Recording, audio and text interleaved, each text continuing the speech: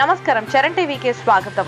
వాగ్దానాలతో గద్దెనెక్కిన కాంగ్రెస్, ప్రజలను నమ్మించి మోసం చేసిన అధికారం చేపట్టిన పార్టీ విజయోత్సవాలు చేసుకోవడం సిగ్గుచేటు. రామాయంపేటలో మెదక్ బీజేపీ అధ్యక్షులు గడ్డం శ్రీనివాస్, జిల్లా ఇన్ఛార్జ్ ఎమ్మెల్యే కాంటెస్టెడ్ పంజా విజయ్ కుమార్ తదితరులు కాంగ్రెస్ పార్టీ ఇచ్చిన మోసపూరిత వాగ్దానాలపై ఛార్జ్ షీట్ విడుదల చేశారు. మెదక్ ఎమ్మెల్యే మైనంపల్లి రోహిత్ మెదక్ ప్రజలకు ఇచ్చిన హామీలు ఒక్కటి కూడా నెరవేర్చలేదన్నారు. ఎన్నికల్లో మెదక్ జిల్లాను చార్మినార్ జోన్లో కలుపుతానని పదవిలోకి వచ్చి సంవత్సరం గడుస్తున్నా అమలుకు నోచుకోలేదని విమర్శించారు. ఈ సమావేశంలో జిల్లా బీజేపీ లీడర్లు, కార్యకర్తలు పాల్గొన్నారు. ముఖ్యంగా కాంగ్రెస్ ప్రభుత్వం ఒక్క సంవత్సరం పూర్తి చేసుకున్నప్పటికీ 6 గ్యారెంటీల పేరుతో రాష్ట్ర ప్రజలను మోసం చేసి గద్దెనెక్కినటువంటి ఈ కాంగ్రెస్ ప్రభుత్వం ఈరోజు గతంలో ఇచ్చినటువంటి వాగ్దానాలను, గ్యారెంటీలను మర్చి ప్రజలను మోసం చేస్తుంది. కాబట్టి అదేవిధంగా మన స్థానిక ఎమ్మెల్యే మైనంపల్లి రోహిత్ గత అసెంబ్లీ ఎలక్షన్స్ ముందు గాని, ఎలక్షన్స్ సమయంలో గాని తను ప్రజలకు ఏదైతే వాగ్దానం చేసిండ్రో ఈ సంవత్సర కాలంలో ఒక్క వాగ్దానాన్ని కూడా తను పూర్తి చేసినటువంటి దాఖలాలు లేదు. దాన్ని పురస్కరించుకొని మా రాష్ట్ర అధ్యక్షులు కిషన్ రెడ్డి గారి అధ్యక్షతన ఏదైతే మేము నిర్ణయం తీసుకున్నామో దాని ప్రకారం ఈరోజు మా జిల్లా రథసారథి గడ్డం శ్రీనన్న గారు ఆధ్వర్యంలో మేము ఈరోజు మెదక్ నియోజకవర్గానికి గత ఎలక్షన్లో ఇచ్చినటువంటి హామీలను బేస్ చేసుకుని మేము ఈరోజు ఛార్జ్ షీట్ విడుదల చేయడం అవుతుంది. అదేవిధంగా ఈరోజు ఏదైతే కాంగ్రెస్ పార్టీ 6 గ్యారంటీల పేరుతో ప్రజలను మభ్యపెట్టి మోసం చేసిందో వాటిలో ఒక్కటి కూడా నెరవేర్చే పరిస్థితి ఉంది. ఈరోజు ప్రజలకు ఈరోజు అన్నా రామచంద్ర అనే పరిస్థితి ఏర్పడింది. వాటి మీద ప్రశ్నించే గొంతుకగా భారతీయ జనతా పార్టీ ప్రజల పక్షాన ఉండడానికి యుద్ధానికి కంకణబద్ధులమై ముందుకొస్తున్నాం. కాబట్టి దాని సందర్భంగా మేము ఈరోజు ప్రెస్ మీట్ పెట్టడం జరిగింది. ముఖ్యంగా ఈరోజు ఛార్జ్ షీట్ ప్రస్తావన తీసుకున్నట్లయితే గతంలో మైనంపల్లి రోహిత్, మైనంపల్లి హనుమంతరావు గారు ఈ కాన్స్టిట్యున్సీకి ఒక MSSO Mynampally social service organisation పేరుతో నేను ఎక్కడా డబ్బులు వచ్చినా రాకపోయినా నా సొంత నిధులతో, సిఎస్ఆర్ నిధులతో రాష్ట్రంలోనే ఉత్తమమైనటువంటి కాన్స్టిట్యున్సీ తయారు చేస్తానని చెప్పి రావడం జరిగింది. దానిలో భాగంగా ఎలక్షన్స్ కన్నా ముందు ప్రగల్భాలు పలికి ఒక స్కూల్ డెవలప్ చేస్తానని చెప్పేసి ఒక ఎగ్జాంపుల్ చూపెట్టి పేద బడుగు బలైన వర్గాలు ఎవరైనా ఉన్నట్టుంటే ఇల్లు లేని వాళ్ళకు సొంతంగా ఇల్లు కట్టిస్తానని చెప్పి, అదేవిధంగా కార్పొరేట్ స్థాయిలో హాస్పిటళ్లను పునరుద్ధరిస్తానని చెప్పి హెల్త్ క్యాంపులు పెట్టి ప్రజలకు బీద బడుగు బలైన వర్గాలకు ₹1 లేకుండా కార్పొరేట్ వైద్యం అందిస్తానని చెప్పి ఆ రోజు చెప్పడం జరిగింది.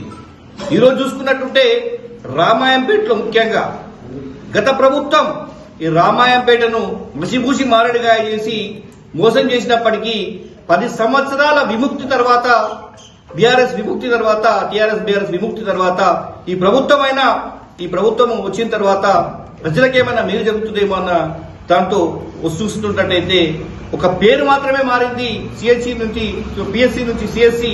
కానీ ఈ రోజుకి కూడా స్థానిక ఎమ్మెల్యే నిర్లక్ష్యంతో ప్రభుత్వం మీద ఎలాంటి ప్రెజర్ పెట్టకపోవడం వల్ల మనకు ఉమ్మడి మెదక్కు ఈరోజు మళ్ళా ఒక మినిస్టర్, హెల్త్ మినిస్టర్ అయినప్పటికీ, దామోదర్ రాజనరసింహ హెల్త్ మినిస్టర్ అయినప్పటికీ మన వైద్యం అందరి ద్రాక్షగానే మిగిలిపోతుంది పేద ప్రజలకు అని చెప్పి ఈ సందర్భంగా తెలియజేయడం జరుగుతుంది.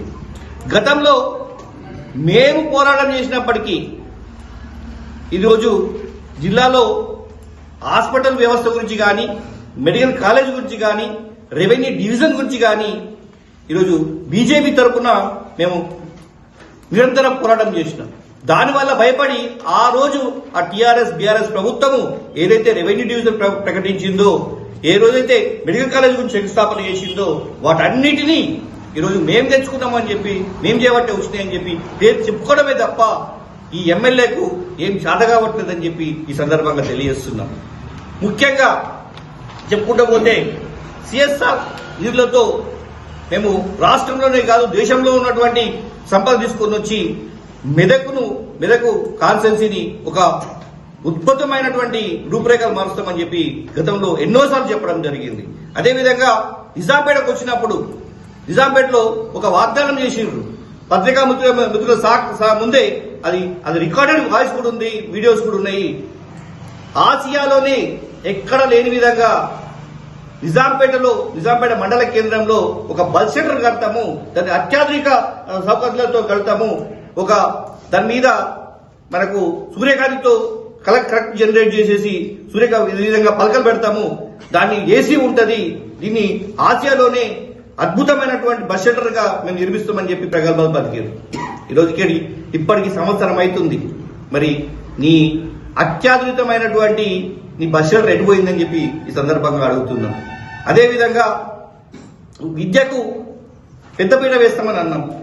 ఎక్కడ మీ సిఎస్ఆర్ నిధులు ఎక్కడొచ్చినాయి? ఏ స్కూళ్లలో ఇప్పటికీ ఇంకా టాయిలెట్స్ ప్రాబ్లం అక్కడే ఉన్నది.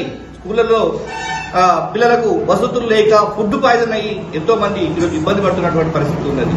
మరి ఎక్కడ పోయి నువ్వు ఇచ్చిన మాటలు అని చెప్పి సందర్భంగా అడుగుతున్నాం. అదేవిధంగా గతంలో ఏదైతే హరీష్ రావు గారు ఇక్కడ మినిస్టర్ గా ఉన్నప్పుడు మెదక్లో ఉన్నటువంటి ఆఫీసులన్నీ మనకు సిద్దిపేట తరలించుకుపోయినరు. ఆ తరలించుకుపోయిన ఆఫీసులన్నింటినీ సంవత్సరం తిరగకుండానే మనకు మెదక్ తీసుకొస్తానని చెప్పి వాగ్దానం చేయడం జరిగింది. ఇప్పటి వరకు ఒక్క ఆఫీస్ అన్న నువ్వు తీసుకురాగలిగినవా అని చెప్పి ఈ సందర్భంగా మేము ప్రశ్నిస్తున్నాం. అదేవిధంగా తీసుకున్నట్టయితే మరి మీరు హామీ ఇచ్చినటువంటి మెదక్ హాస్పిటల్ ఎక్కడ పోయింది?